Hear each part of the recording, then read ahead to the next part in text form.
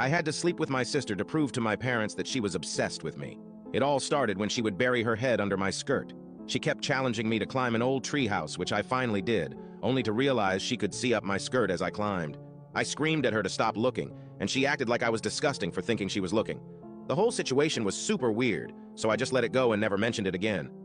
A few months later, I caught her looking at my photos on my phone. Of course, a big fight happened, and my parents got involved. She told them she was trying to delete an ugly photo I had taken of her somehow. My parents saw it as if we were both in the wrong. I didn't have anything scandalous there, but it just felt so wrong for her to be looking at my photos. 2 years later, when we were moving to a new house, my sister and I found out we would be sharing the same bathroom. My sister acted annoyed, but I could see the smile on her face. She never knocked when I was in the shower.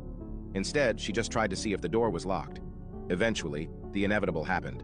I forgot to lock the door, and she barged in. Fortunately, I was still dressed. I told my parents about it, and instead of the solution being that she should knock, the solution was that I should use the guest bathroom downstairs. Just when I thought it couldn't get worse, it did. A few nights ago, after a family barbecue, I went back to my room and noticed that the pants I had changed out of before everyone arrived were out of the laundry basket and on the floor. When I got up to do the laundry the next morning, I realized that the underwear I was wearing with those pants was missing. I wanted to scream my sister's name and storm into her room, but it would be pointless. The idea of confronting her about it, and her trying to manipulate me again, was so exhausting that I simply didn't say anything. I knew my younger sister was guilty, but I had no concrete proof, and I was sure that if I confronted her or told my parents, she would just try to manipulate me again and make me feel crazy. As I suspected, a few days later, I noticed that some of my white and black underwear were missing from my dresser, but this time I didn't say anything and acted like I didn't know anything. The next part of my plan was a bit sneaky, as I suspected.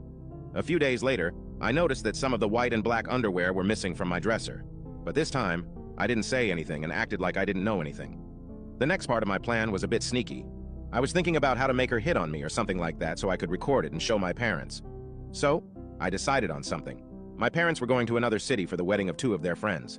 That day would be perfect to put the plan into action, so the day arrived. I thought of all the ways to provoke her, and the most effective way I found was to pretend I was using the bathroom and stay inside wearing only the